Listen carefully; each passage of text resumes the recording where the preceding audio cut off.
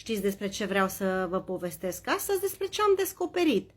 Pe Casa Națională de Pensii Publice din România vă găsiți anii. Câți știți voi că îi aveți? Păi voi ziceți că aveți 25.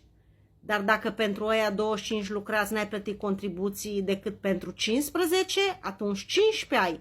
Restul, n-ai plătit contribuții, nu ți se adaugă. Cum îi găsești? Te autentifici. Îți creezi cont ca să vadă și ei cu cine stau de vorbă.